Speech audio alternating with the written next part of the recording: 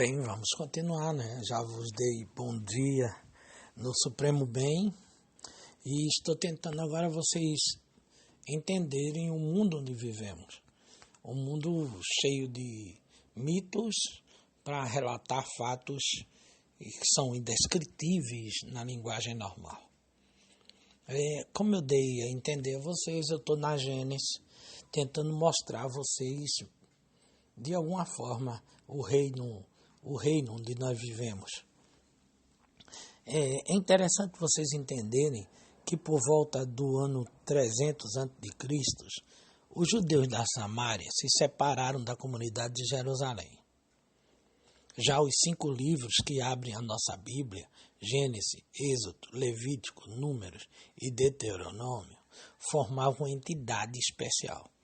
Os samaritanos rejeitaram o resto do Antigo Testamento, mas guardaram zelosamente esses livros, a que nós chamamos Pentateuco, que quer dizer 5 livros, e os judeus Torá. Enquanto o Pentateuco frisa um pormenor externo, 5 livros, Torá representa o conteúdo interno, instrução, guia. Livro de Moisés é outro nome do Pentateuco, pelo menos no Novo Testamento. O nome de Torá deu origem a 2 equívocos. Por um lado, traduziu-se invariavelmente por lei, dando a impressão de que a obra trata prevalentemente de questões jurídicas, quando Torá significa várias coisas, antes de mais, instrução. E o mais importante do Pentateuco são as seções narrativas. Por outro lado, aplicou-se esse nome referente que no Pentateuco designa alguns trechos particulares ao conjunto dos 5 livros. E assim foi impossível escapar à consequência de Deuteronômio 31:9. Moisés exarou esta Torá. Se Torá era a Torá, o Pentateuco tinha inevitavelmente de se chamar a Moisés, autor do Pentateuco. Tal foi a opinião da antiguidade judaica e cristã, Talmud, aí padres da igreja, rabinos e teólogos cristãos na Idade Média atribuíram geralmente o Pentateuco à pena de Moisés. Poderia falar mais sobre o Pentateuco. Essa era a tradição humana, não a tradição normativa da fé. Por isso se pode duvidar dela sem abandonar a fé. Desde o começo da igreja houve opiniões discordantes. Hoje vê-se mais claro, sabe-se que o Pentateuco, como quase todos os livros do Antigo Testamento, não tem autor no sentido moderno da palavra. É fruto do trabalho de muitas cabeças ao longo de vários séculos. As leis, os cânticos e as narrações que aí lemos foram passando de boca em boca, de pais a filhos, durante muitas gerações, e ninguém se lembrava de os escrever. Nas barracas dos desertos e nas casas rurais da Palestina, contava-se a história de José, a saída do Egito, a longa viagem do Delta para Canaã, nos santuários de Gilgal, Siguem, Betel e Silu, entoavam-se cânticos religiosos que hoje fazem parte do Pentateuco. A pouco foi se escrevendo que se contava de memória. Foi trabalho de muitos em lugares diferentes e ao longo de séculos. São uns 500 anos antes de Cristo se chegou ao fim deste trabalho de redação. Curiosamente, o erro nascido da má compreensão de Deuteronômio 31:9 encerra uma verdade profunda por detrás dos materiais que receberam redação definitiva no século 6 ou 5 a.C. Está uma riquíssima tradição cultural, política e religiosa. E foi Moisés, o fundador da nação hebraica, que lhe impregnou a forma característica. Em termos modernos, pode-se dizer que o Pentateuco é mosaico, como é napoleônico, um código redigido nos nossos dias segundo os princípios da reforma jurídica de Napoleão. A Gênesis vai nos contar os primórdios da história da salvação. Na Mesopotâmia, Abraão é chamado por Deus a seguir um novo caminho de vida. Esse passo seria penhor de bênçãos para o mundo inteiro. O livro abrange apenas 4 gerações da família de Abraão, né? e a Gênesis se divide, portanto, em duas partes distintas e desiguais: as origens e a história dos patriarcas. As origens vão tratar da criação do mundo, do Jardim do Éden, da queda original e até a dispersão dos povos. Os homens corrompem-se cada vez mais, o castigo do pecado atingiu, no dilúvio, proporções correspondentes à corrupção. A história dos patriarcas divide-se, por sua vez, em 3 ciclos narrativos.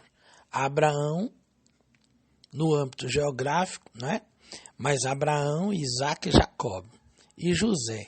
O ciclo de Abraão desenrola-se no âmbito geográfico de todo o continente, de todo o crescente fértil da Mesopotâmia ao Egito. A vida de Jacob é cheia de peripécias, atritos com o irmão Esaú, dificuldade em arrumar noivo em Harã. José nasceu na Palestina, mas vai para o Egito em circunstâncias difíceis, consegue se ingrar na terra dos faraós, chamar a família para lá e ali morre. Então, em resumo, eu posso lhes dizer que é mais ou menos o que vocês acabam de observar. Então, a gente fez alguns comentários antes e vou continuar a fazer alguns comentários hoje. Vejam que o regime que está traçado na origem do homem, vocês vão perceber que é vegetariano. Deus concede aos homens e animais comer unicamente ervas. Com efeito, uma lenda antiga que transparece na Bíblia afirmava que os homens e os animais, nos começos do tempo, eram herbívoros. Só depois é que se foram estragando com um objeto novo que se gasta com o uso, então passaram a comer-se uns aos outros. A Bíblia serve-se desta lenda para manifestar que o homem se deteriorizou com o pecado. Então Deus condescendeu em que o homem se alimentasse também da carne, proibindo-lhe, porém, o sangue, que para os hebreus significava a vida. Trata-se de uma explicação religiosa e popular, de um fato chocante da luta pela vida, lei sangrenta da natureza que leva os animais a comer-se uns aos outros para sobreviver. O cristianismo vai abolir a lei de Moisés e com ela as proibições de alguma forma veterotestamentárias sobre o uso do sangue. Inicia agora-se uma nova narração da criação, moldes mais populares que a processo. Narrações ingênuas, mas com alto sentido teológico e psicológico, tendentes a dar uma resposta a estas perguntas. Como apareceu o homem? Por que há tanta atração à mulher? Por que sofrem os homens? Por outro lado, as narrações não estão isentas da preocupação polêmica e até de defender o javismo dos cultos pagãos. Não tinha feito chover sobre a terra, um quadro que podemos entender. Procedente denominava água nesta narração. A falta dela trata-se de relatos que devem ser surgidos nas regiões áridas do deserto. Outra frase, o Senhor Deus formou o homem. Não se trata de uma narração científica. Em linguagem popular, o texto sagrado manifesta-nos que o homem, humanidade, é obra de Deus e que este tem por ele especial predileção, como a sequência da narração o evidencia. O paraíso, depois de apresentar Deus como um oleiro a modelar o homem na terra, Adamá, significa terra cultivável. O texto bíblico apresenta-se agora como um jardineiro. Tudo isto quer realçar a preocupação de Deus pelo homem. As cores com que o jardim é pintado fazem contraste com o solo do árido e hostil, a aridez do remorso, da frustração e da tristeza, onde o pecado lança o homem. A árvore da vida, a árvore da ciência do bem e do mal. Estas árvores não vêm em nenhum catálogo florestal. Trata-se de símbolos tirados das lendas de então. Ser imortal é fazer tudo o que nos apetece, sem estarmos sujeitos às leis do bem e do mal. É uma grande aspiração dos mortais. Se estas árvores não existiram, são um símbolo Também o seu fruto não existiu, é um símbolo. O mesmo se deve dizer da ação de comer este fruto. Estamos perante uma linguagem mítica e poética. Falar, portanto, de uma maçã e coisas parecidas é materializar demasiadamente as coisas. Numa linguagem diferente, em Gênesis, atinge-se aqui o mesmo objetivo: manifestar o domínio do homem e sua superioridade sobre os animais. Esta superioridade também será a panagem da mulher, pois a apresenta como uma companheira adequada ao homem. Recordamos que os antigos tinham uma mulher bastante rebaixada. Esse texto bíblico procura reabitá-la. Então, estamos lendo naturalmente os textos da teologia mais profunda, tentando explicar a Gênesis. E não sei se vocês notaram, eles fazem um trabalho interessante de dentro da próprio estudo interno das igrejas mais aprofundadas. Eles tentam nos mostrar a coisa como uma mitologia, uma forma de animação para nos mostrar alguma ideia superior. Vejam, por exemplo, essa colocação que nos é dada aqui pelo nosso Santo Jerônimo, né? Ele diz: Deus, que fora descrito como um oleiro e um jardineiro, aparece agora como um cirurgião. Vejam que interessante. Ele primeiro foi oleiro, ele criou do barro, né? Depois ele passou a ser jardineiro, criando as coisas, as flores, e agora ele aparece arrancando de dentro do homem uma mulher, um cirurgião. Não devemos tomar isto à letra, mas descobrimos o significado. A mulher sai do coração do homem, é igual a ele, tem a missão de amor no seio da humanidade. Homem e mulher são corpo um do outro, são complemento um do outro. Por isso o matrimônio é bom contra certas teorias que aparecem ao longo da história. Por exigência da própria criação, a família é monogâmica. Mas há aqui um grande significado teológico. Como Eva sai do peito aberto de Adão adormecido, assim a igreja, esposa de Cristo, saía do seu coração aberto na cruz. Precisamos entender esses valores mitológicos muito fortes, né? Ele diz que de dentro de um corpo sai um sentimento. Então, de dentro da morte do Cristo, nasce a igreja. E precisamos entender essa mitologia toda, passando de mão em mão durante o tempo. Os primitivos tinham grande dificuldade de arranjar com que se cobrir. Não havia fábricas de tecidos como hoje. Facilmente se perguntava pela origem de um vestuário e da vergonha púdica. A Bíblia encontra a origem desta vergonha na circunspicência e atribui a Deus a origem do vestuário. A palavra queda, a origem do mal no mundo e dos problemas mais sérios que o homem se põe a si mesmo, também ele aparece na Bíblia. A resposta é: não é Deus a causa do mal, como pensavam os persas e outros. A causa dele deve procurar-se nas criaturas. Não devemos desligar essa narração das seguintes, que nos apresenta o mal e pecado, uma crescente onda negra que vai desfigurando a face da criação. Esta sombra fatídica alonga-se pelo homicídio de Caim e pelos seus descendentes, pelo pecado dos gigantes e da humanidade pré-diluviana, pela Torre de Babel. Vejam que vai aparecer nos textos a serpente. Instintivamente sentimos horror perante esse bicho. Se tivermos a mão com o que fazer, esmagamos-lhes a cabeça. Mas sabe-se que, apesar disso, entre os orientais, ela era a deusa da fecundidade. Por isso, o autor bíblico a tomou como símbolo do mal que rói a humanidade. Desta sorte, combatia também contra os adoradores da serpente. E a mãe ensinava que Deus é o autor da vida. Vejam outro texto: o Senhor Deus percorria o jardim.